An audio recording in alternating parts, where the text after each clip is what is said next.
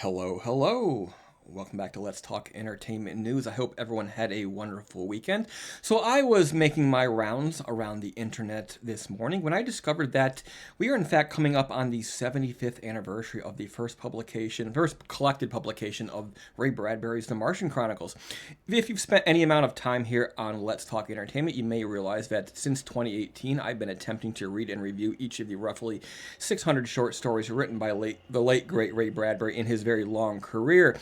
So far, I've managed to track down about 260 of those stories, including many of the sections that became the Martian Chronicles. And I was surprised to find out this morning in my searches that, in fact, the publication of the book is about to celebrate its 75th anniversary in the beginning of May. And so I found a interesting story about this. It's quite long. I'm not going to read the whole thing, but I thought I would take this opportunity to read a few paragraphs and then maybe talk just a little bit about what the story or what the Martian Chronicles means to me. Before we do that, I just want to remind you that if you choose to take part in the comment section, we have one rule around here: be kind. The world is a mean, terrible place, and there's no reason why we need to bring any of that here. Be good to each other and be good to me. All right then. 75 years ago, the Martian Chronicles legitimized science fiction. Sam Weller on Ray Bradbury's underappreciated classic. I'm not sure I agree that it is underappreciated, but in fact it is a classic. I'm going to skip the first couple of paragraphs and get down to a later part here.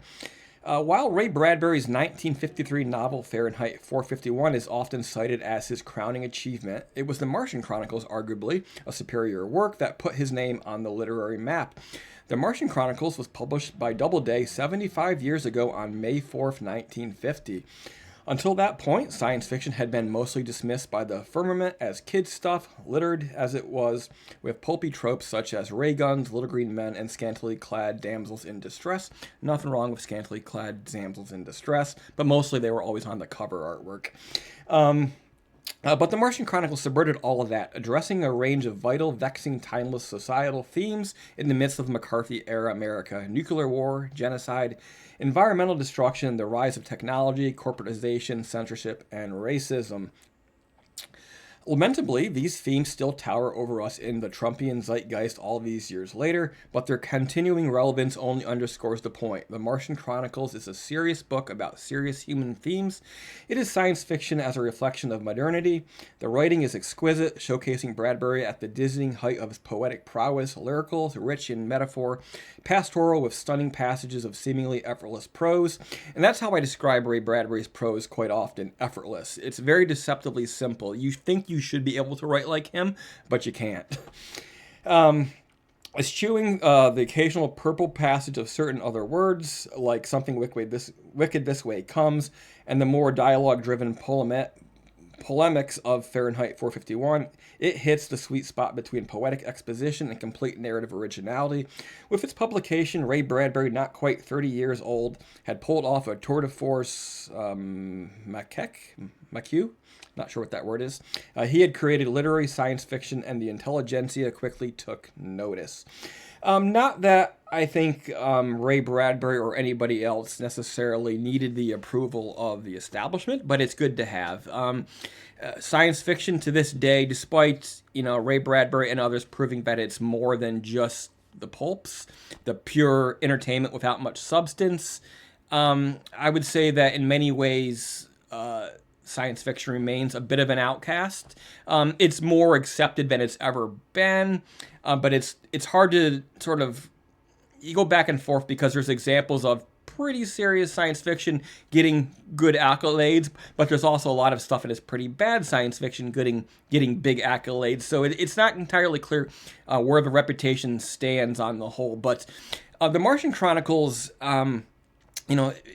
it's set on Mars. There's rocket ships, but I've never really thought about it much in terms of science fiction. It definitely qualifies as science fiction in most cases because it's the technology that sort of drives the human change. But there's also a lot of instances in the stories that it's more of a spiritual thing involving what it means to be so far from home, what it means to be sharing this planet with the ghosts of civilizations past. And then you look into the seemingly spiritual abilities of Martians with telepathy and mind manipulation and all these different things that at various points figure into the thing.